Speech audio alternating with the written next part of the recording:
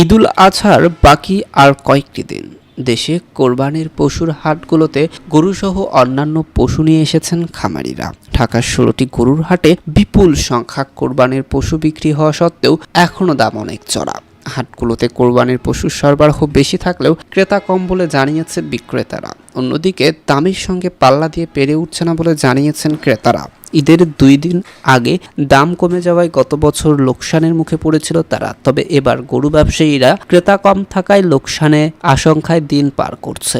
গত ৩ বছরে গরু বিক্রি করে লাভের আশায় ৫ লাখ টাকা লোকসান গুনছে একজন ব্যবসায়ী। তিনি বলেছেন, এই বছর এবার লোকসান হলে ঋণ পরিশোধের জন্য আমাকে আবার জমি বিক্রি করতে হবে। তিনি জানান, দিয়াবাড়ি গরুর হাটে 10টি ষাঁড় নিয়ে এসেছে, যার প্রতিটির দাম প্রায় ১ লাখ টাকা করে। কুষ্টিয়া থেকে দিয়াবাড়ি গরুর হাটে 4টি ষাঁড় নিয়ে এসেছে জামাল হোসেন। তিনি বলেন, ছোট আকারের ষাঁড়ের চাহিদা ভালো, কিন্তু সরবরাহ খুবই কম, যার জন্য আমি এই বছর কিছুটা লাভের আশা করছি। এদিকে কচুক্ষেত গরুর হাটে 40টি ষাঁড় নিয়ে এসেছেন আবুল কাশেম। তিনি বলেছেন, গবাদি পশু রাজধানীতে আনতে আমাকে 8 লাখ টাকা ঋণ নিতে হয়েছে, এখনো তেমন বিক্রি হয়নি।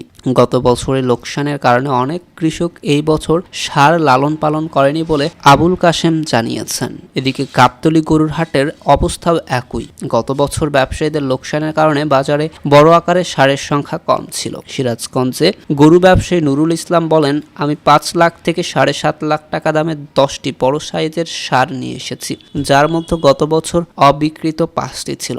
দক্ষিণ কেরানীগঞ্জের এভারেস্ট ডেইরি অ্যান্ড অ্যাগ্রো ফার্মের মালিক মুসা ইব্রাহিম বলেছেন, গবাদি পশুর খাবারের দাম বেশি হয়, এই ব্যবসায় লাভের আশা করা সত্যিই কঠিন। তিনি বলেন, একটি বড় সাইজের ষাঁড়ের জন্য আমাকে বছরে প্রায় 1.5 লাখ টাকা খরচ করতে হয়। এই বছর তিনি 50টি ষাঁড় লালন পালন করেছেন। এই কোরবানির ঈদে বিক্রির জন্য এরই মধ্যে 25টি বিক্রি ইতিমধ্যে করেছেন। এদিকে দেশের উত্তর অঞ্চলের ঘুরে একই চিত্র দেখা গেছে।